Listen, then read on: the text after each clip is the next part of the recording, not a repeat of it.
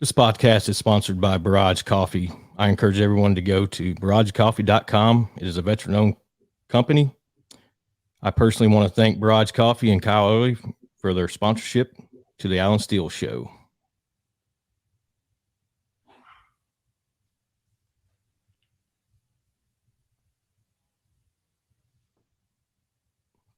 First off, I want to thank John for your 20 years of service to our country. Thank you for coming on my show, man. You got an inspiring story. When we talked on the phone for 30 minutes and you explained it to me, and I was blown away, and I had to get you on my show. I'm honored and privileged to have you on, and man, here we are, and I can't wait for you to share your story with everybody that's listening, man. Well, hey, thanks, Alan. It's an honor for me to be on the Alan Steele Show. I'm very selective about what shows I'm on, and not everyone is sharing good news. And something that you're doing is helping veterans tell their story. And I know that you're a veteran as well, so I wanted to partner with you. And then the other thing, I knew that you were a part of NASCAR, and I was like, anybody that's part of NASCAR is cool with me. So I was good with that. Absolutely, man. Like I said, I'm honored for you to come on, and I can't wait for people to hear your story because it blew me away. Like I said, so you grew up in California. Was it a small town? A lot of things going on, not so much going on. And what was your childhood like? We'll jump right into it. I'm originally from Los Angeles, so California, the southern end of it. I'm from a city called Whittier, which is a fairly decent sized city, and it's in between Orange County and Los Angeles. So just to give some people some perspective, it's I would say in between Disneyland and downtown, or Orange County and Los Angeles County, and very populated, area. Obviously, Los Angeles is the outskirts of Los Angeles. It was a good community, good people. My family, we were probably. My mom was a single mother, and we didn't have a lot, but we had a lot of, but we didn't know it. You know what I mean? I guess we didn't have a lot in terms of physical, things, but man, I didn't know that we were probably on the lower end of the income scale. I didn't really know that at the time until I got a little older. But man, I was raised in a home with a lot of love. My grandmother moved in with us. My dad died when I was 5 years old of cirrhosis of the liver. So he was 34 years old and drank himself to death. Didn't intend for it, but when he was young, his uncles thought it was really cute to give the kids alcohol so they can be amused while they were drinking. And it ultimately, my dad became addicted to alcohol. It took my father and my mother took their marriage, and then from that point on, it ended up taking my father away from me. So it was a bad thing. So that's where I started out in Los Angeles, and then I got into gangs when I was young, because again, when you don't have a father figure at home or one that's really guiding you, you'll look for it elsewhere. And I'm not saying that I looked for a father figure in gang members. I didn't do that. But what I will say is that the influences outside my home became greater than the influences inside my home. So my grandmother, my mother, my sister, they were speaking life into me. They were good, but I could manipulate my mom. I could just tell her what I wanted, and she would believe me because I was just her little baby. So what was happening is these gangs, this was about early 90s. Gangs were starting to come up, late 80s, early 90s, right? NWA days. Remember when NWA came out? It was like, F the police, man. And yeah. I grew up in that environment. I grew up in the Eazy-E, NWA, Ice Cube, Snoop Dogg. I mean, that's who we were. That's what I grew up in. So it was all about, let's be cool. Gangs are cool. And the girls thought the gangs were cool. I thought the girls were cool. And I became a gang member. Wow. And let me add something to this. Not only did I become a gang member, in 9th grade, I had a child. So I was a teenage father. And then at 12th grade, I got into methamphetamines. Just was something really dumb, something I tried once, and man, it nearly ruined my life. And so, doing something one time, thinking that it's not going to do anything, thinking that it's recreational. I got friends and family that are still doing it. They can't leave it, and all because they tried something once. Yeah, that's and for the veterans listen out there, you can get out of it, because there's a lot of them that struggle with it. They become homeless, and that's what this podcast is about. Like yourself, you pulled out of it. You become very successful. You became a Green Beret. It became a success story, but you had to get away from that environment. You had to put one foot forward in front of the other. And that's amazing, man, that you were able to pull out of that. But man, I hopefully your family can pull out of it as well. But so you, what led you to go to the recruiter and join the military? The life I was living in California. I was, one, I didn't have a lot of discipline when I was young. And I want to caveat this. I had men in my life. And so I don't want to come across these, because, one day my uncle or my stepfather may listen to this. And I want you to know that I did have men in my life, and they were good men, but they weren't my father. And there's just, I listened to them, they were guiding, but I was just like, what was happening is after I graduated high school, I was really like, when you're doing methamphetamines, you don't think you have a problem. No one does, especially alcohol is the same way. I don't got a problem. We're really just lying to ourselves, because you can't hide it from anyone else. You're just really lying to yourself, hoping that they don't see it, but everybody really just sees through your lies. So my sister, she knew that I was staying up all night and sleeping all day. So she would come and she would pour water on me as I would be sleeping on the couch during the day, because I had stayed up all night being on methamphetamines.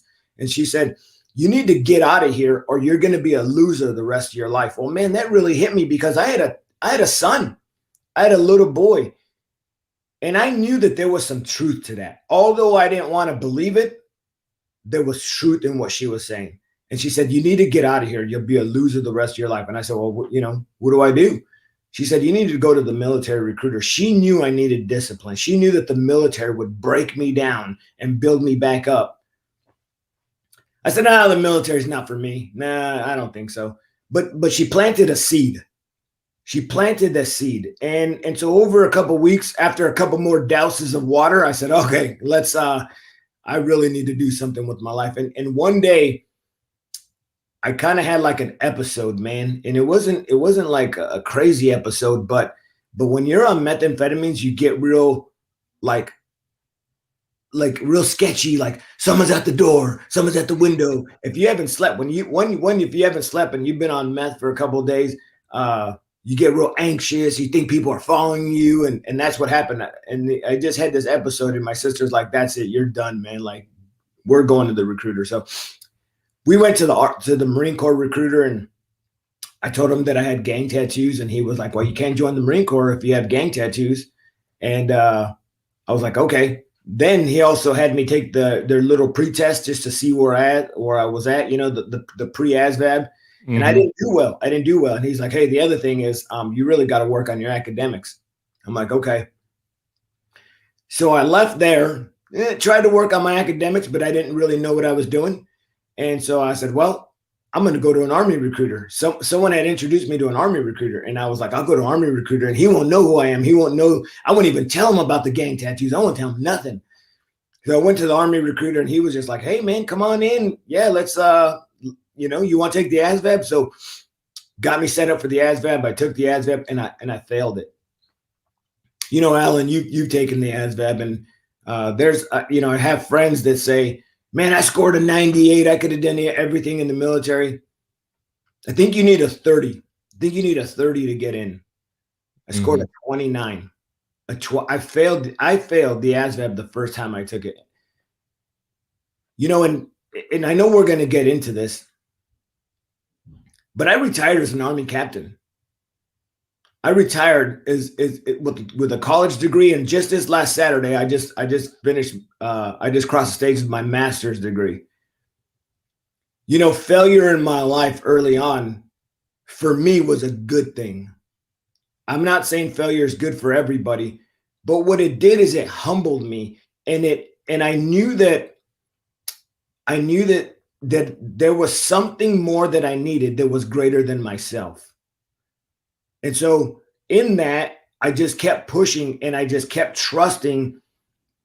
And we'll get more to it as we get along, but I want to let people know that failure for me was good because it also ensured that I didn't see myself as the source, right? Because I'm the kind of guy that if I pass everything at the first try, I would be the cockiest dude in the world, man. Again, you said I'm a former Green Beret, and there's those are type A guys, and you know what? If I succeeded at everything I did the first time I did it, you couldn't tell me anything because I would be better than you. And so early on, I've experienced failure, but it wasn't failure that stopped me. It was failure that I didn't rely on me as the source, if that makes sense. I wasn't the source. I had to reach out beyond me. I needed others, right? So in the military environment, I began to realize early on that my brothers to the left and right, my family, I needed them. It wasn't all about me. And I guess that's really what I'm saying. And so the recruiter tells me, hey, you failed. Go study a little bit and come back in a few months. So I went back in a few months, and again, you got to get a 30. I think you get points for putting your name on the sheet, man. I mean, I think you really do. I think you get points for putting your name on the paper. So I went back, I took the test, and he said, hey, man, you made it. And I was like, I knew this time I blew it out of the water. I knew it. Alan, I got a 31, bro. I smoked it this time, brother. I got a 31 on a test. You need a 30. And, but I wasn't looking at the military as a career. I wasn't patriotic. I worked for a man named Dave Reaver, and for 50 years, this man has used his scars to tell people about the red, white, and blue flag that he bled for. He's a very patriotic man. Well, then I wasn't a very patriotic guy. I just needed discipline and I needed a skill. So my family back home are truck drivers, and I said, hey, you know what? Why don't I just do something simple? I'll just get a skill. I'll get some discipline. I'll go home. I'll drive trucks. So, when they asked me what I want to do in the military, which probably wasn't from a big list because of my big 31, I said, hey, I'll be an Army truck driver. Is that available? All my family back, the men in my family were truck drivers. And so I said, I'll do that. And that's what got me into the military up to that point. And I ended up in the 82nd Airborne Division as an Army truck driver. And I can tell you more about that, but I'll stop and see what questions you have. No, keep rolling, brother. I'm enjoying it, man. And I'm sure the listeners are too. So and this is how I ended up becoming a truck driver. I ended up at truck driving school at Fort Leonard Wood, Missouri. And the class that graduated before us, right? Because you got classes. And so, there's a class graduating before you, then your classes, then there's a class behind you. And the class before us all got orders to Korea. And I was like, I am not going to Korea, man. And I was like, there's no way. So I had a friend that I had met at the Los Angeles MEPS. And I said, hey, Javier, man, like let's do something. We got to get out of going to Korea. We're going to end up in Korea. I had never been out of Los Angeles, let alone end up in Korea. So the drill sergeant walks in one day and he says, hey, who wants to go airborne? And I was like, I'm afraid of heights. Not this guy. I'm like, you get me on a ladder. I'm like, oh, you got the ladder? Do you got the ladder? And he said, well, if you go airborne, you're likely going to end up in North Carolina. Well, again, I wasn't this big academic, right? I just told you I scored a 29 and a 31. So, but I knew that North Carolina was somewhere on this side of the United States. Like I would be in the lower 48s. And I was like, hey, man, let's go to airborne school. So what I did is I volunteered for airborne school, and the drill sergeant's like, all right, man, you're going to airborne school after this. You're going to go to Fort Benning, Georgia. You go to jump school. And then from there, you're going to Fort Bragg, North Carolina. I was like, all right, I'm not going to Korea. So everybody gets their orders after graduation. Like, all right, hey, where are you going? Where are you going? And I'm kind of laughing because I know I'm going to Fort Bragg, and these guys are going to go to Korea. So everybody's like, oh man, guess what? We just got orders to Hawaii. The class got orders to Hawaii, and I got orders to Fort Bragg, and I'm jumping out of airplanes. It was the dumbest thing. Don't ever. So for your listeners, don't volunteer for things. Absolutely. So I end up in Fort Bragg, North Carolina. 1998 is the time frame.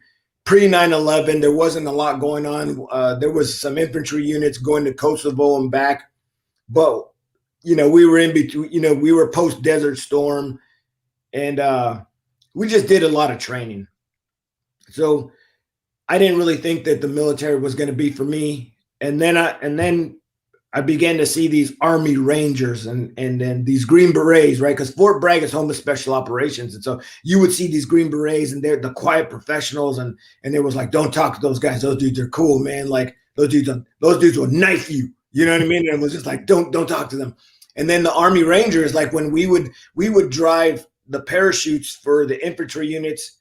I drove a big old 40-foot tractor trailer, and we would load up all the parachutes when we would do just airborne operations there on Fort Bragg, and then we would load up all the parachutes, and I would see these young E4 tab. They call them tab D4s, right? Ranger qualified E4s, right? And these guys, man, they had like leadership, and they were like leading, and I was like, man, that is so cool. Man, I want to be the tip of the spear like these guys. I want to be the tip of the spear like that young Ranger, like that Green Beret that everybody looks up to. And I said, man, I want to be the guy that when the flag goes up and the president says, hey, we're in Iraq or we're here, I want to be the guy that's already been behind enemy lines 6 months operating, right? Because I want to be cool. Again, the girls thought the gangs were cool. I thought the girls were cool. Well, same thing. The girls in the military thought the Green Berets and the Rangers were cool. I thought the girls were cool. Kind of followed it. And so I began to tell everybody that I'm going to go to selection to be an Army Green Beret. Because back then, truck drivers couldn't go to Ranger School. You had to be an infantryman to go to Ranger School. And so I was like, well, that's not available for me. So I started telling everybody I was going to be a Green Beret. And then one day, one of my coworkers walks up to me and he says, like, hey, man, either go to selection to attempt to be a Green Beret or shut your mouth. Well, Alan, if you know, this is what I use today. I use my mouth. So I didn't shut up. So I had to put a packet in. I started selection to be an Army Green Beret, which for your listeners, selection is like Navy SEALs. They got BUDS training. They got that Hell Week. Everybody hears about Navy SEALs going through BUDS. Well, for the Army and Green Beret training, it's called selection, Special Forces Assessment and Selection. So that's where you go. It's about 24 days, and they determine whether you'll be selected to go on to their training course. So I start September 10th, 2001. So we all know what happened September 11th, right? So the day before 9/11, I start selection to be a Green Beret. On the very next day, they pull us in the classroom and they say, today we're now a nation at war. And we were like, yeah, right. Well, there was no TVs for us. We weren't allowed to see what was going on in the news. So the commander came to us and said, we're now a nation at war. And we said, no, we're not. It's part of your scenario. And he says, no, we're now a nation at war. And if you want to be a part of what's going to happen in the next few years, you're in the right place at the right time. Well, everybody wanted to leave because then everybody was like, my unit's leaving, my brothers are going to be deploying, and I'm here in selection for the next 24 days. There's no way. And he said, slow down. No one's going anywhere. But if you want to be a part of the fight in the future, stick around. So I made it all the way to the end. And at the end, they said, hey, thanks for coming, but we don't think you're smart enough. That's not necessarily what they said, but they essentially said, we don't think academically that you'll make it through our qualification course. Adam, when I was in junior high, I didn't graduate. I didn't cross an academic stage. They just passed me along. I'm not saying it's the California school system, but I don't think the teachers wanted a 21-year-old eighth grader, Yeah. which is what would have happened. And then in high school, I had 1 year, my senior year, to make up one class. I couldn't even do that. I struggled academically. And then go back to what I said about failing the ASVAB and passing it by 1 point, So here I am now attempting to be a Green Beret, and we go back to this failure, right? So I got to leave and being told, hey, you know what? You're not that smart.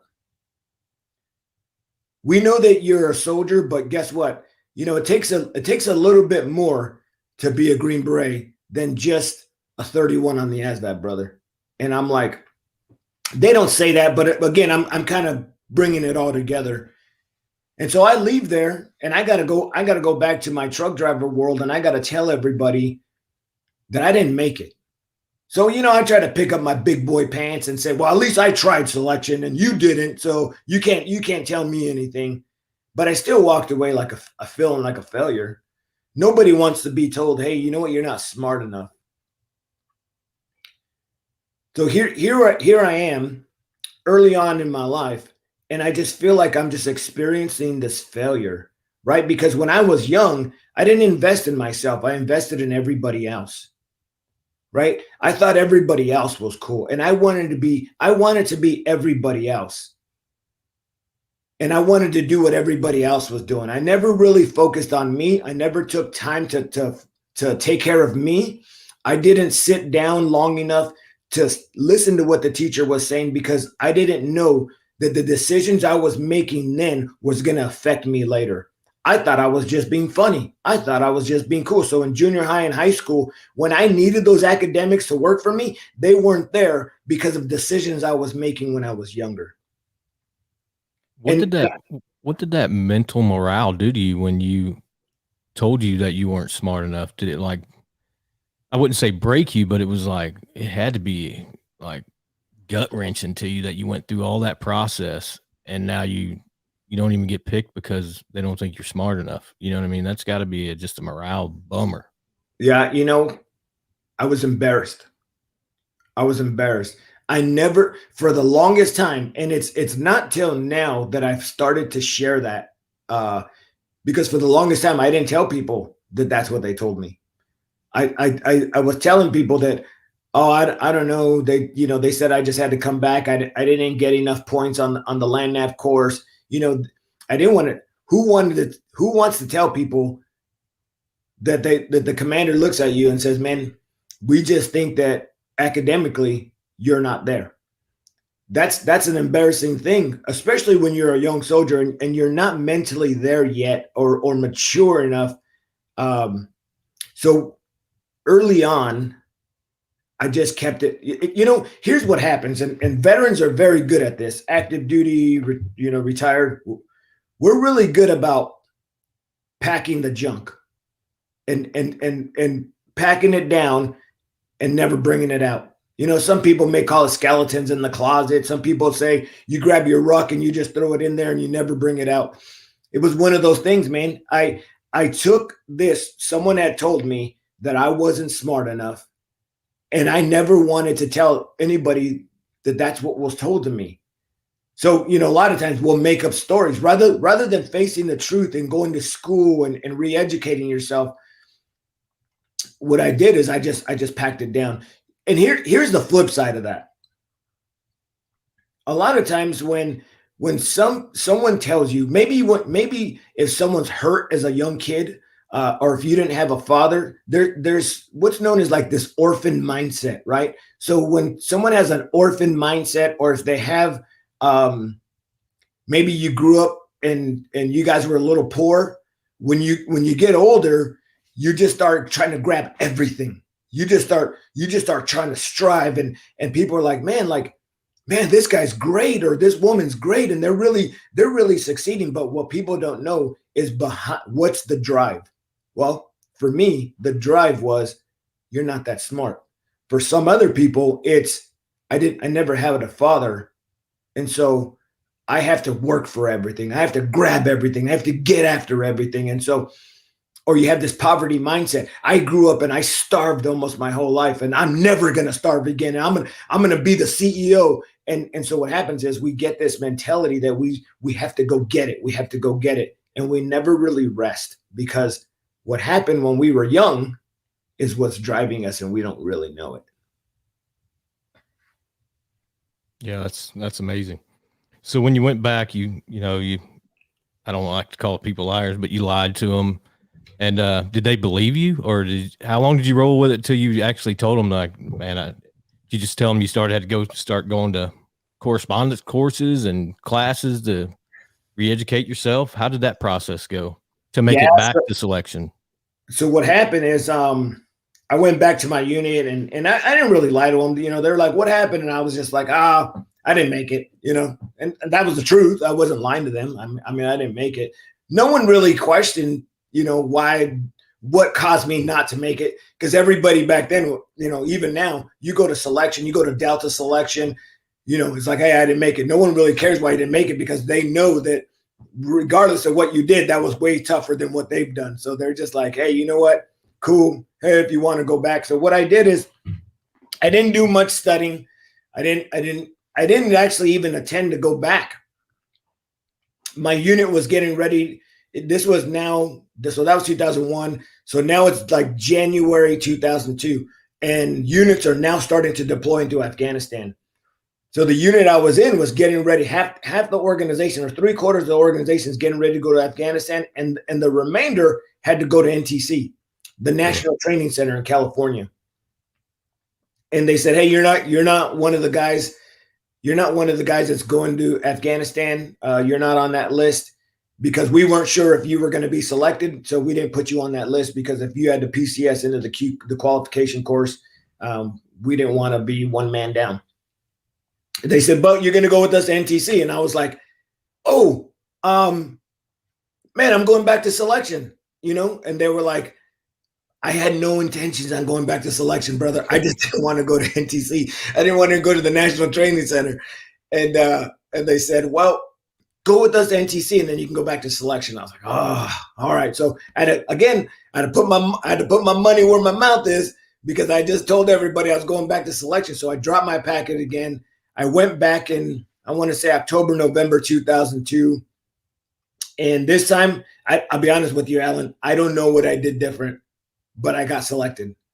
I will say that I was a bit more confident, because I kind of knew what was coming. I was more confident on the land navigation.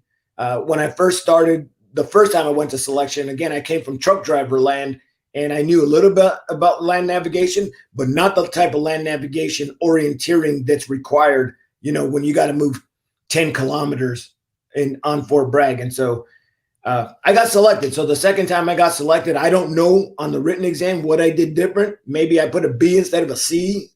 I'll be honest with you. I really don't know what I did different. I didn't study. I didn't do anything different.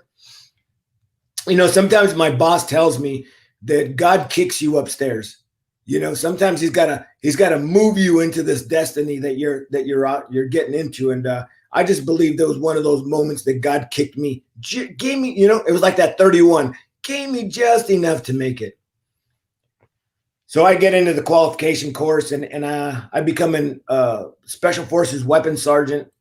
I make it all the way through first time go. I don't get recycled, and I'm surprised, man. And even there's a couple of times that the instructors pulled me out to the side, and they said, you were this close, brother. You were this close. And so 1 June 2004, I signed into 3rd Special Forces Group there on Fort Bragg. So I had went from the 82nd Airborne Division to the qualification course, which is on Fort Bragg. And then I went to 3rd Special Forces Group, which is on Fort Bragg, which is why you'll hear that I've been on Fort Bragg I was on Fort Bragg for 15 years. So I get it. I signed into 3rd Special Forces Group 1 June 2004, and I go and I meet with my sergeant major, who is a senior enlisted advisor in my battalion. And he says, they call him bobblehead. And so he's looking at me like this, and he's talking to me, and his head's moving. And he says, we're going to Afghanistan, and we're going to kill as many people as we can, so you don't got to go back there in 10 years. He said, you got 15 days to get your family in order, and you will be on a bird en route to Afghanistan. We'll see you there. That was my in brief to being a Green Beret. That's intense. Yeah. As a young staff sergeant, that's what I was at the time. I was a young staff sergeant. I was like, that is the coolest thing I've ever heard, right? Because we wanted to get into a fight. We wanted to get into it. We're Green Berets. And so 15 days later, John Arroyo's on his first bird to Bagram, Afghanistan. I link up with the Special Forces Detachment, and I do 2 combat tours to Afghanistan, 1 to Iraq. So 2004, 2005 in Afghanistan, and then 2007 in Iraq. And I will say in 2005, I know that, and a lot of people know the story of Marcus Luttrell and the movie Lone Survivor. Mm-hmm. I was in Afghanistan during Operation Red Wing. So Afghanistan 2005, I think it was August, Operation Red Wing. I wasn't, until let me clarify, I wasn't on that mission. My team was doing something else. But my unit, 3rd Special Forces Group, Army Rangers, every unit that had available assets was climbing mountains looking for that Navy SEAL detachment. And I actually know the guys that found Marcus Luttrell. I know the guys that actually put hands on him and got him to safety. They were actually from my organization. So I was an Alpha company, and it was a Charlie company detachment that found him. And so, that's awesome. Yeah, there's a lot going on. And then, Iraq was going on, right? So Afghanistan was almost like the forgotten war for a period of time, because all our assets shifted from Afghanistan to Iraq. And so our battalion commander comes to us in 2005 and says, hey, Afghanistan's shutting down, man. We're focusing on Iraq, and, we're shutting this war down. We're done here.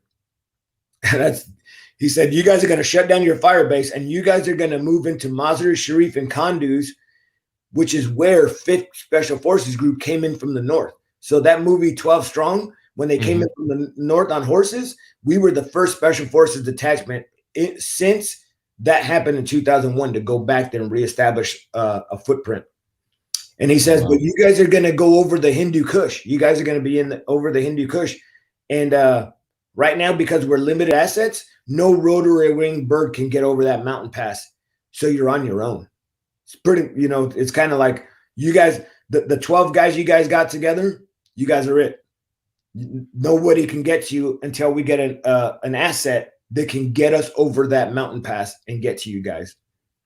So that's what happened, man. So I'll leave it up. I'll stop right there, and then we can get into my career as an officer, and then Fort Hood. So was you in Iraq too in 2005? 2007. 2007, Okay. I went into Iraq, yeah. Did you ever hear about the ODA compound blowing up in Tikrit, Iraq? It was a Special Forces compound. No, I didn't. What time frame? 2005. Oh. We were staying in Saddam's palaces in Tikrit, and we just come off a mission. I'd laid down in my little wooden bunk that was built, and that it was a truck. I want to say a dump truck full of 155 rounds ran into some fuel trucks where the Special Forces. I want to say it was Special Forces compound. I remember because we responded to that, but when that happened, I'm telling you, it shook that whole main palace and about blew me out of my bunk. And we were like, whoa, you know how it is, like everybody's ducking, getting down, and it was insane. I didn't know if you knew anybody from that deal. So yeah, no. 3rd group at the time, 3rd Special Forces Group was really focused on Afghanistan during that time, and then I think 5th Special Forces Group, maybe 10th Group were mainly in Iraq. We did the invasion, but no, I didn't know anybody. Oh, okay. So you do your deployments. I want to backtrack just for a second. When you went to airborne school, because you were scared of heights now, what was it like jumping out of that plane for the first time? Was you scared to death, or was you just like, you know what, here I am, got to do it? Yeah. You know what? I just faced my fears. That's probably the best way to put it. And I'm not trying to say this in a negative way, but this is how I saw it.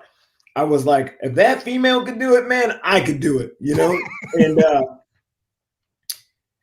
And the one thing about the military aircraft, the ones that we were jumping out of, is they didn't have a lot of windows, right? So there was only, sporadic windows here and there. So I couldn't see outside, which was a good thing. That was a good thing for me. So because I couldn't see outside, it was just like I was on an airplane. Like, all right, stand up, hook up.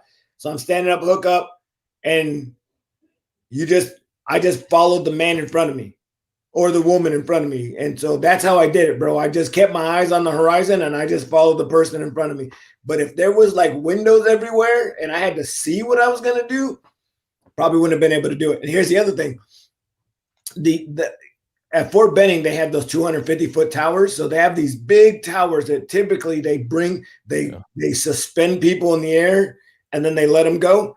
I don't think I would have been able to complete airborne school if the 250-foot towers were working.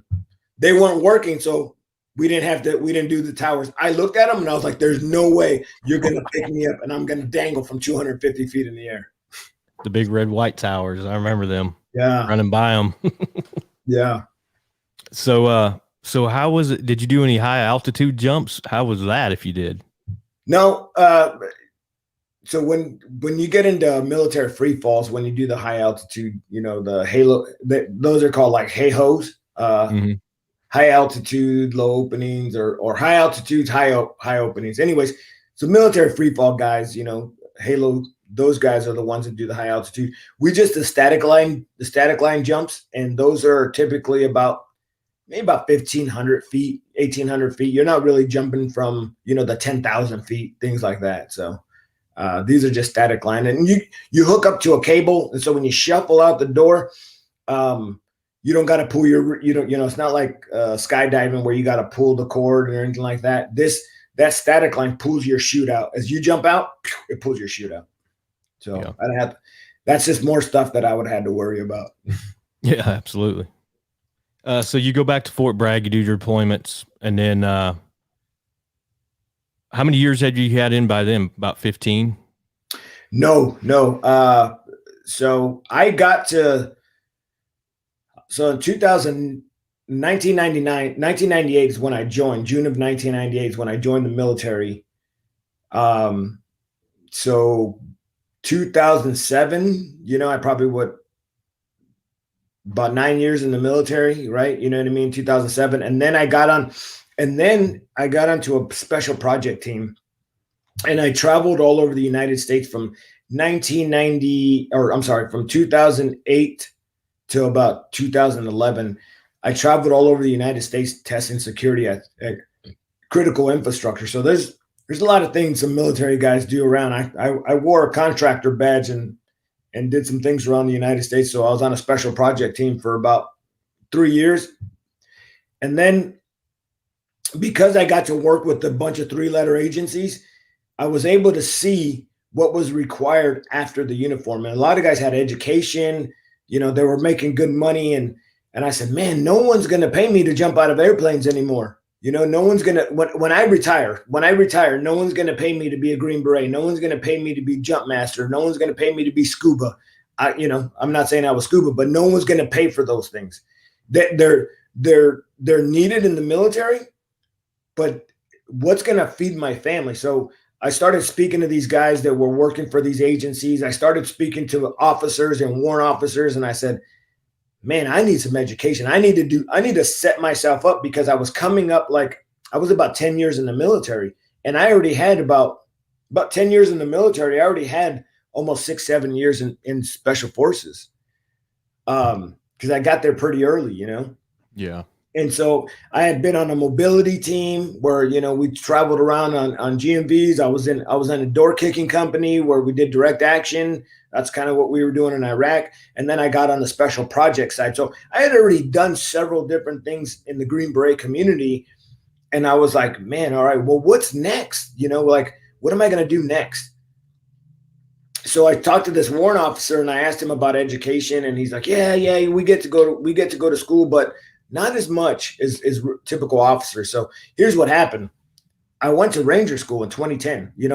My time on the special project team was coming up, and my team sergeant says, what do you want to do? Do you want to go to Halo School? Do you want to be a military free fall? And I was like, Now, something I've always wanted to do. I've always wanted to go to Ranger School, right? Go back to that mentality. Man, those guys are cool, right? Those guys are cool.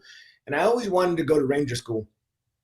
Well, I could do it now that it's the Green Beret, right? So I can go to Ranger School as a Green Beret. So in 2010, I go to Ranger School, and it's like July of 2010, and they send me home because I ended up being a heat cat. So I got heat exhaustion when we were there, right? Don't ever go to Fort Benning, Georgia in July. Like, it is not good. So I go to Fort Benning, Georgia in July. They send me home from Ranger School. Alan, I talked about this. I talked about that earlier, that there's so much more going on around you and for you than against you. I mentioned that earlier, that sometimes we got to take our sights off ourselves, and we got to depend on something greater than ourselves. And I'm not trying to get all religious on you guys, but I just want to share something that is very critical in this moment. I realized, see, when my sister was pouring water on me back in the day, my grandmother was also praying for me. She was praying for me. So what's happening now is I'm starting to walk into what God is getting ready for me to do. If I would have finished Ranger School from July, it's a 90-day, right? Typically 90 days. So I would have came back from Ranger School the end of September. Because I was sent home because of a heat cat, right, a medical condition, I was like, okay, well, what am I going to do? Right. So it's early August, okay. So now I'm not going to Ranger School. I guess I'll go back. So my team sergeant says, well, you could just go back in the winter, right? You'll go back in October, November, go back to Ranger School. But something inside of me, like that desire to be a Ranger, it turned off. And I was like, I don't know if I want to do that anymore. So my friend says, hey, why don't you go with me to this green to gold brief? And I was like, green to gold? Yeah, like enlisted to officer. And I was like, again, you have that mentality. There's no way I can be an Army officer. I barely even passed, getting into the military. How are you going to make me an Army officer? You got to be academically at the highest levels. And so I go with them. And this green to gold recruiter says, well, we have a program. It's not just green to gold where you have to get out of the military, go to school, and then you come back into the military, because I would have never been able to do that, because I had a family and a home, and I was like, I'm not getting out of the military. The military was my source. So she turns around and says, we got this program called Active Duty Option, where you will PCS out of your unit into a student detachment, and you'll go to college for 2 years for the military, and then when you're done, you'll become a lieutenant. And I was like, no. She's like, yeah. I said, all right, well, I don't think I can make it. I'm not, again, I'm not smart enough, and I don't have enough college credit. She said, well, let's look at all the schools that you've been to in the military. And then I had taken a couple college courses. And so she's like, you know what? You have everything you need. You're only 10 credits shy, and you can have those credits before the board meets in April. She said, but you got to start school at the end of August. Here you go, Alan. If I would have finished Ranger School, I would have never started college. But I started college. So I start college, and at the end I'm telling my leadership, I think I'm going to apply to be an officer. They're like, what? John Arroyo is going to apply to be an officer. That knuckle dragging Green Beret, Special Forces weapons sergeant. There's no one believed it. I didn't believe it. I end up getting the credits I need. I submit my packet, and I get selected. I end up going to college. The military PCSs me, right? So transitions me from the 3rd Special Forces Group into student detachment, into college. So my job for the military for 2 years, from 2011 to 2013, was to go to college. I graduate with a 3.9 GPA, and I'm ranked number 80 in the nation among 4,000 cadets. Really? You want to talk about redemption? You want to talk about the purpose that's for your life? See, again, I go back and I think about, I saw myself as a failure. I could never do it. But if I would have just continued to see myself as a failure, if I wouldn't have realized that there was more for me than against me, then I would have lost the opportunities that were available for me. Or there's times when people shut the door on themselves, especially veterans. I'm not smart enough. I'm not good enough. This happened when I was young, right? We go back to those orphan mindsets, right? We go back to those poverty mindsets. I'm not good enough. I'll never make it. If I would have stopped walking through the doors that were open for me, see, the doors were opened, but I had to walk through them. Here's the other thing. If I would have came back from Ranger School and said, oh, I'm a loser, I'm a failure, the ASVAB, I failed it, selection, I had to go twice, but here's what kept happening, Alan. I kept getting up, right? I went back to selection. Did I want to go back? No, I didn't want to go back. Did I want to go to college? No, I didn't want to go to college. But the doors kept opening and I just kept stepping. Right? I could have had this mindset that said, you just got sent home from Ranger School. You're a loser. Why do you think that you're gonna end up an Army officer? Who's gonna sign your letters of recommendation, right? Because my leaders, my commanders in the Green Beret community had to sign letters saying that I was the guy that they wanted leading. So if I would have had that mentality, you're a loser, you're never gonna make anything of yourself, I would have defeated myself. I would have never went to that commander and said, sir, I need a letter of recommendation. When I asked for letters of recommendation, these were the same guys that knew John Arroyo as a Green Beret. And they were the ones that said, John, we support you. So I want to tell your listeners, you may think that the door has shut on you, but all you have to do is get up. All you have to do is get up and keep stepping. Get that mentality off yourself. You're no longer an orphan. You no longer have to work for it. All you have to do is get up and step, because there's more happening for you than there is against you. So here's what happens, Alan. I finish college with 3.9 GPA. I graduate. I go to officer school, which is the basic officer course now, because I got to transition from enlisted officer. So I go to officer school in San Antonio. That's where all the medical officers go. I wasn't a doctor or anything like that, or physician's assistant. I was a medical service corps officer, so more of like an administrator. And I go and I finish, and my wife and I now, it's October 2013. My wife and I now transition from Fort Bragg for the very first time out of Fort Bragg, and we go to Fort Hood. That's our first duty station out now in the new assignment. So it's November time frame, and we get settled in. I get into the new job, and I'm just going to fast forward real quick. So now it's 5 months. We've been on Fort Hood, and it's April 2nd of 2014. So we've been on Fort Hood now. I'm getting established as a platoon leader for a medical company there in 1st Medical Brigade, and I drive to my headquarters one afternoon. About 4 o'clock in the afternoon, I go to the brigade headquarters, and I'm getting out of my car, and I hear shots fired. And I'm like, whoa, what is that? Like, oh, well, again, in the morning when I came into work, I drove behind security, right? They checked my ID card. There was a guy at the gate with a gun and body armor. So I didn't think I was in any danger. But something told me something is not right. So I'm looking in the direct, kind of to my 1 o'clock. I'm looking at my 1 o'clock, and I'm like, man, what is that? A car pulls up in the parking lot that I'm in, and I see the car. I acknowledge the individual, but a car driving in a parking lot is not alarming. So I turned my head back to where I heard the shots fired again. I turned my attention back to my 1 o'clock, and the next shot I heard ripped through my throat. On April 2nd of 2014, Specialist Ivan Lopez shot 19 of us. I took a 45 caliber through my jugular vein, went through my voice box, and it traveled into my right shoulder. So the car that pulled up in front of me, what had happened is the shots that I heard was this guy in front of me. His name is Ivan Lopez. And what he's doing is he's driving down the road, and he's shooting at everybody he sees. I didn't know what was going on. So when he pulls in my parking lot, I didn't know that he was getting ready to pull his gun out and aim it at me. So he shoots me, he drives off, and I'm like stunned, like it feels like a baseball bat hits my chest. And I turn, and I'm just trying to get away, Alan. I'm just trying to like get away. And I walk back towards my car, and I fall on my face, and I'm dying on the ground.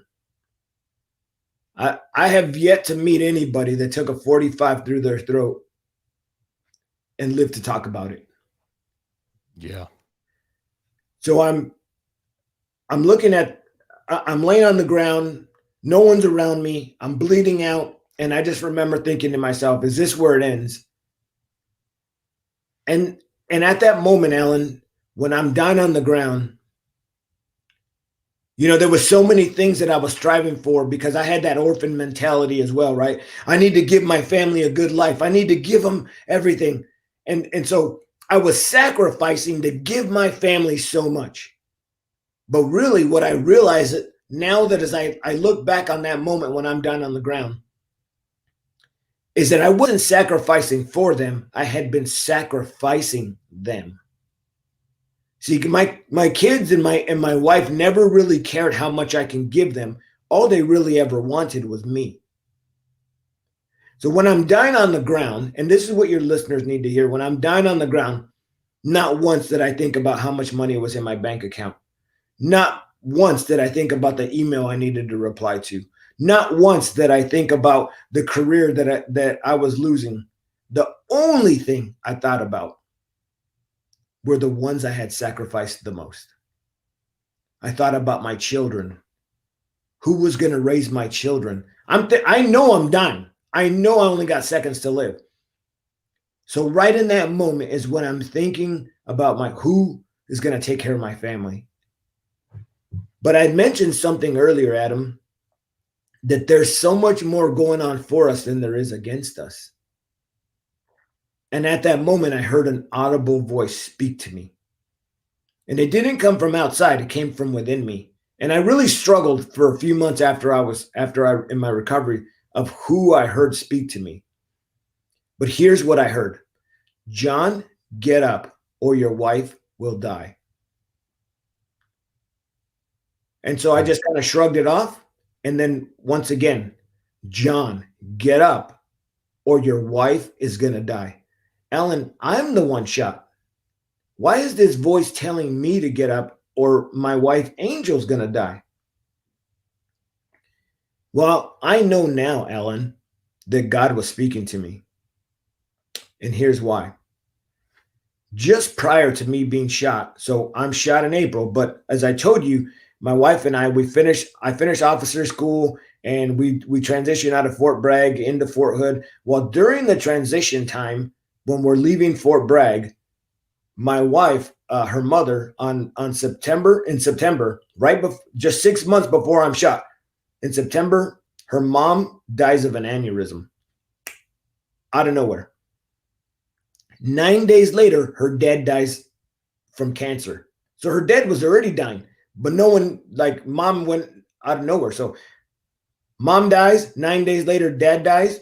2 years before her parents died, 9 days apart, her younger brother died in a hunting accident where a gun that no one was touching it, goes off on its own, hits her brother in the hip. He says, I'm hit, never says another word. He dies in my father-in-law's arms. So 2011, my wife loses her brother. 2013 in September, both my in-laws die 9 days apart. Now we're transitioned. We're plucked out of Fort Bragg where we had been for 15 years, where all of our support, our family, everyone we know, now we're on our own. We're in Fort Hood. We're there for 5 months and I'm on the ground bleeding out. And Jesus says, get up or your wife will take her life. That's essentially what he said. He didn't say those words right then. He said, get up or your wife will die. But later on, I began to realize that my wife, if I wouldn't have got up off the ground, she would have taken her life.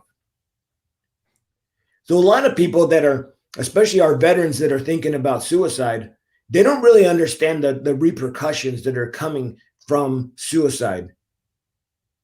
So here's the thing. Nobody picked me up. I could have stayed on that ground, Alan. Nobody came and grabbed my arm. All I heard was get up. I had a decision to make, whether I was going to fight for my family, whether my family was going to live, or they were going to die. Because, see, I was told right then what the outcome was going to be for my wife if I chose not to live. See, I could have laid on the ground and said, this is hard. I'm bleeding out. I mean, how is it that you're going to tell me to get up? I'm a nobody. I'm a loser. Don't you remember me failing all these things in my life? Don't you remember the guy that was a drunk? Don't you remember a guy that was a drug addict? How is it that you could save me? Why do you want to use me?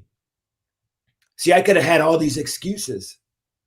God, don't you know that was a 45 that went through my throat? I mean, there's no way I can get up.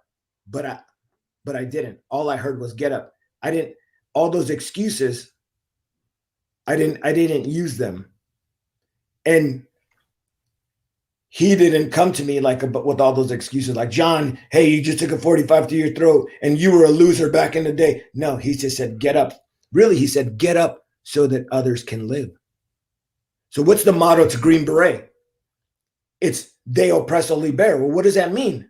It means free the oppressed.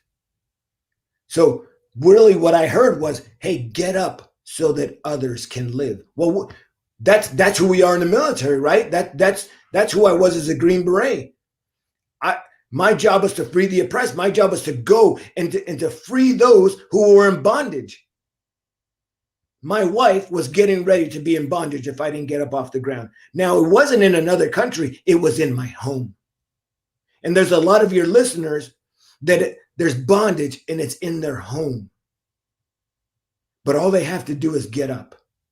So I got up off the ground and I grabbed my throat and I start walking. And I'm stumbling 4 o'clock in the afternoon on a base that holds probably 30,000 soldiers. And I'm stumbling, I'm walking. I don't know how many more steps I have in me, but it didn't matter. It didn't matter. I just kept moving. And maybe some of your listeners right now, all they got to do is just get up and start moving. And I see one soldier walking towards me and I'm trying to get to this guy. And I'm like, I try to call out for help. And that's when I realized that I don't have a voice anymore. Because the bullet went through my Adam's apple and, damaged my vocal cords and all this stuff. And so I'm going and I see this soldier walking toward me and I'm like, help, but I can't really speak. And he gets 10 feet in front of me and it's the guy that shot me. We meet face to face and he stops and he's like this. And that's what gave him away was his actions. He gets 10 feet in front of me and he stops. He looks through me. He looks to the left. He looks to the right. I just be honest with you, Adam. I believe that I had a purpose in that moment. The voice told me to get up, right? I'm not a schizophrenic. I believe I heard God tell me to get up. And when I walked, and because I made the decision to move and to live and to free the oppressed, to get up for somebody else, right? Because the voice didn't say get up for you. He didn't say, hey, John, get up, you're going to die. He said, get up so that because your wife is going to die. Here's the other thing.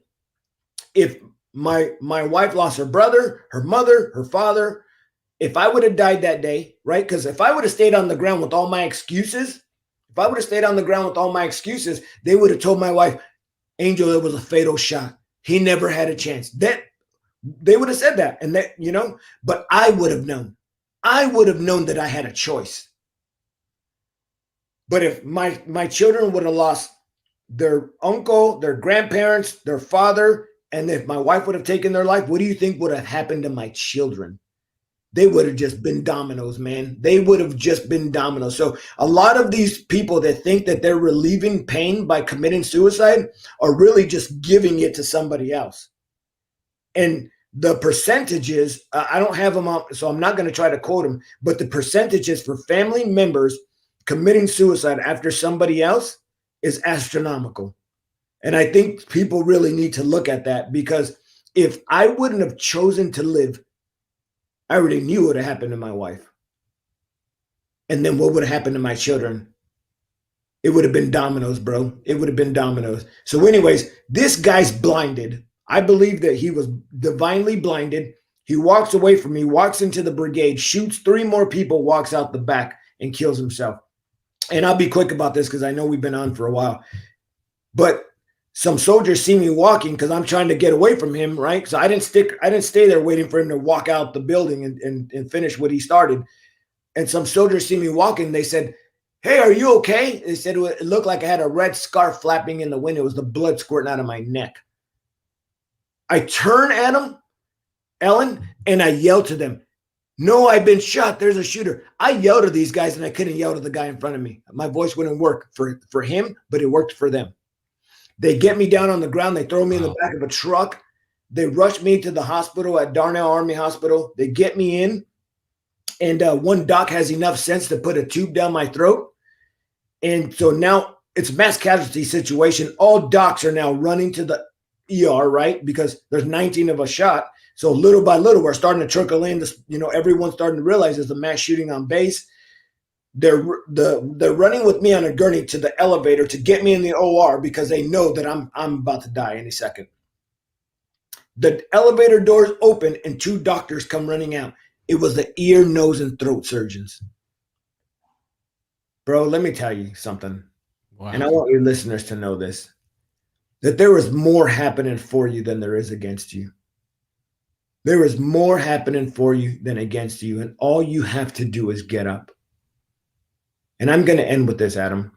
After I was shot, I became an aide to a 2-star general. I didn't even have the use of my right arm. My right arm right now is limited from the bullet that went through my shoulder. I became an aide to a 2-star general, and I finished my career as an Army captain. So the guy that was a loser, there was a drug addict, a drunk, a failure, had to do everything twice, get shot in the throat, dying on the ground. The only reason why I'm here right now telling you is because I chose to get up. And when I got up, things didn't get better right away. Sometimes it took months, but they got better. And here's why. Because I got up. Because I chose to live. Because I chose to take a step. And I want your listeners to know that if they get up, tomorrow will be better than today. And so here's a guy that took a 45 through his throat that should have been dead. Here's a guy that failed almost everything. And now I'm the one encouraging you. Well, one day will I be on a podcast listening, and will I hear your story encouraging me because you chose to get up? Man, that's pretty inspiring, man. I every time I hear it, I mean, we talked on the phone, like I said, for 30 minutes, and you told me, and I was blown away. And here's your book right here. I encourage everybody to go out and get it. It's on Amazon, correct? Yeah. So my book is called Attacked at Home, a Green Beret survival story of the Fort Hood shooting. It is everywhere books are sold. It's on Audible. You can get on Audible. But if you go to attackedathome.com, you click on the little square link, I will actually sign a copy and send it to you. So you can go to Amazon and buy it on Amazon. But if you want a signed copy, go to Attacked at Home. Man, that's awesome, dude. Your story is amazing, man. It really is, and I'm so honored to be able to share it. And I got a couple fast round questions to ask you, and we'll end it. And I hope everybody that listens to that, if you ain't inspired by that, I don't know what will. I mean, it's just wow. I mean, I was in it, visualizing it, and feeling it, and man, I can't even comprehend it. You know what I mean? It's God bless you. So one of my fast round question is, what's your favorite hobby since you got out of the military and you? I don't know if I'd call it a hobby, but I love spending time with my family now. That's what I love to do. And I love to just relax. I'll be honest with you. When I slowed down long enough to enjoy a movie, like when I don't have anything to do, my best thing to do is just sit on the couch and do nothing. I love doing things, but it seems like, we come from that military community where we feel we always have to be doing something. So I'll be honest with you. I love to just rest. That's, but I love working out too. So I'll tell you, so one of the hobbies I love to do is I maintain working out. But I love to rest, and I love resting with my family. I also watched the video when you did your first push-up. Yeah. That was awesome, man.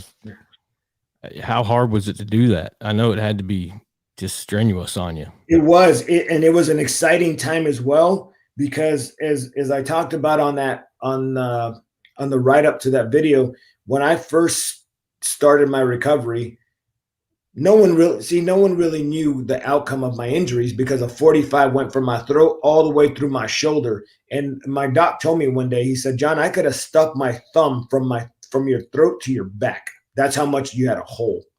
Oof.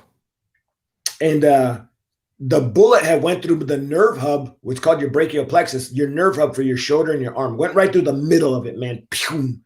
And So it looked like my arm was never going to return the use of it. And actually, I had been told, hey, you may have to consider amputation. And I was like, man, I'm sorry. I just couldn't comprehend that, man. I wasn't going to believe that. And so we took a nerve from my left leg and they put it in my right shoulder. And that's what actually gave me the use of my right arm back. So doing those push-ups was, I would say, monumental, bro, because I realized that I had the use of my arm again. And so it was, and again, so you go back to never quitting, right? I'm doing those push-ups because for me, I had to show me that I could do it. Yeah. Another thing I was going to ask you, if you could say anything to someone that's homeless, a drug addict, alcohol addiction, suicidal, what would be one thing that you think that could encourage them out of something like that, to pull them out of that deep hole that's so deep that they don't think they can crawl out of, but they can. It could be one word, it could be a sentence that could bring them out, or just inspiration. You know what I mean? Right. Well, I'd say get up. Absolutely. Get up. Here's how I made it to this point. It wasn't just all divine. It wasn't just all God, right? He was the source, but he also uses people, right? So he used those doctors that came out of the elevator, right? When I began to recover, I allowed people to help me. Sometimes we get so prideful and we're like, no, the VA is not going to help me because the VA did this to me, or this organization did that to me. Let me tell you something. I live right now, this house that you're looking at, I live in a mortgage-free home. I was given a mortgage-free home because the American people, there's so many people that want to help veterans right now. Whether it's suicide, nobody wants anyone taking their life. Nobody wants that. Nobody, the military or the civilian population, no one wants our veterans taking their life. Nobody wants them homeless, which is, there's so many programs out there that are helping veterans. But you have to be willing to receive the help. If you don't have help, it's not because it's not available. It's because you're not receiving it. I'll be honest with you, because when I was shot, organizations that are wanting to help veterans came out of the woodwork from everywhere. And it wasn't just the military. They came from everywhere. And there's homeless organizations. There's suicide organizations. Do you need to pay your bills? Do you need to pay your light bill? Do you need to pay your rent? Do you need to learn how to budget your money? Do you need to get off of those opioids? Do you need to get off addictions? Do you need to get away from alcohol? There's organizations out there that are looking. There's thousands of organizations looking to help veterans and first responders. All you got to do is get up. Yeah, man, I agree. And I think a lot of veterans are more ashamed to talk about it or to announce it to the public. You know what I mean? Well, that they're going to be judged because you go through the military and you got this pride and all this that you carry on you. And then now you stumble backwards 5-10 steps. And I think there's a lot of them's ashamed and embarrassed what their life's become, You know what? Here's what I'll tell them. Don't worry about the shame. What I want, in 2009, my wife and I walked into a church because we were drunks, man. I wouldn't say we were just fully drunks, but we were the drunkest people at every party, every weekend. And what I will say is that I'm here now, and I've never taken a drink since the moment I was shot. That was it's been 7 years. Alcohol has not touched these lips. But don't worry about who you used to be. Worry about who you are today and where you're going. And so you may stumble. I stumbled. I went from being a meth addict to a drunk, right? My dad died from alcoholism. How is it that I was going to, why did I do that? I watched what alcohol had did to a family. I was direct impact. I was directly affected by the alcohol, but it came into my life. Don't worry about the shame. As long as you get up to face tomorrow. If you get up to face tomorrow, you'll work it out. those people that you're afraid to face, they actually love you more than you think, and they're trying to help you. They're not trying to criticize you. They're trying to help you, and they want better for you. And I'd love to tell you that everything is perfect in my life and everything is perfect in my family. It's not. It is not perfect. Just because I'm sitting here telling you about how I made it through this just life defining story and testimony, man, I still got struggles. I still have to get up every day. I still have to live in this world. I still had to transition out of the military that gave me anxiety because I had been in the military for 20 years. What was I going to do? Although I knew I was getting out, like, my paycheck came on the 1st and the 15th and I had insurance. Like, man, I still had to live that was very real to me. But you know what? I got up. And the next day got better. And the next day got better. Did I deal with anxiety? Did I deal with a little bit of fear? I sure did. But you know what? People began to come out of the woodworks and say, hey, we could help you here. We could do this for you. We can help you and your wife do this. And I let people help me. Man, it's motivating, man. And last question is, what's your favorite holiday? And then we'll end it from there. My favorite holiday, I would like to say that it's probably Christmas. And here's why, because that's my wife. My wife now is very, we're starting to have grandbabies, and it's an opportunity for us. We use Christmas, and I know a lot of people do different things, but it's, we recognize that as the birth of Jesus, right? That we do that as a nation. We do that as a people group. But in my own belief, I love now taking my own children and my grandchildren and helping them recognize the things that are important. And for me and my family, it's our faith. It's our faith in Jesus and coming together as a family. So those opportunities, Christmas allows us to come together, one, recognize who Jesus is, and two, come together as a family and do those things that I didn't do when they were younger. So I love just spending time, and Christmas is the time I do it. That's my favorite holiday too. John, man, you got a very inspirational story, and I hope it touches the people that are watching and the people who watch later on and whoever watches it down the road, because it is inspiring. You're a total success story. Most people, I can't say this personally, but I think a lot of people would fall into a bigger depression, something like that happening in their life, because it's life changing, so.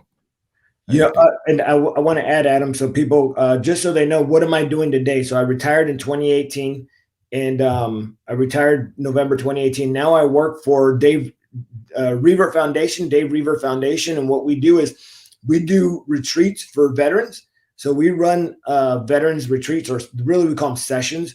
And we have individual sessions for men. We have individual sessions for women, couples. And then we have a once a year, or maybe now I think it's going to be a family session where we bring all the families together. My boss is a Vietnam veteran that was throwing a phosphorus grenade, and a sniper shot it. It blew up in his face, like 6 inches from his face. Well, if anyone knows about phosphorus, he should have burned. It should have burned into the ground. He said he looked down and his face was on his boot. Anyways, for the last 50 years, he's used his scars. We also take Vietnam veterans back into Vietnam. So we do that. It's called Journey Back. It brings healing to these guys, right? But we have this veterans organization. And also, we get to go. My boss is recognized as a master resiliency coach. So we go and we speak to the military. I just came back from Fort Carson speaking to the troops. We talk about 22 a day about the veteran suicide. I don't think that the active duty numbers are in that. The active duty are killing themselves at an alarming rate. And so I get an opportunity to go in and share this story with them and to bring hope to these guys. So through Reaver Foundation, we go and we speak to the troops. We go back into Vietnam. We take guys back into Vietnam, and And then we're doing a lot of the veterans sessions and retreats. So if anyone's interested, and it's free to your listeners, if they're a veteran or first responder, if they want to go to one of the sessions that we host, we have a ranch in Colorado and one in Texas, one near Colorado Springs and one near San Antonio, Texas. It's free. Just go to Reaver Foundation and they'll see a military link, and it talks about the military sessions. But if not, they can go to Reaver Foundation and click info, get more info, and they could say, hey, I want to know more about your veteran sessions, and we'll send them all the info they need. Yeah, and I'll also attach those links in the description of the podcast, so okay, great. They can go in and click them and everything. John, I appreciate what you're doing. You're doing a lot for the veteran community awareness, and this is why I started this podcast, to have everybody's different. Everybody has a story, and that's what I want to do, is put everybody's story out, and I've enjoyed every one that I've had on. And dude, I tell you, man, yours really touched me, and I hope it has touched everybody that's watched, and I'm sure it has and will. And keep getting up, brother. You know what I mean? I got to use your slogan now. That's amazing. So, all right, look, Alan, thanks for having me. I got your personal number. I'll keep in touch with you, man. And I can't thank you enough for taking your time out of your day to come on my show and just share your story. And, you personally sent me a book, signed it to me, and I can't thank you enough, brother. And you have a good rest of your day. And like I said, thank you again for coming on, man. I can't thank you enough. No problem. Thanks, Alan, for having me. Hopefully I didn't talk too much. So No. You're perfect, brother. You did amazing.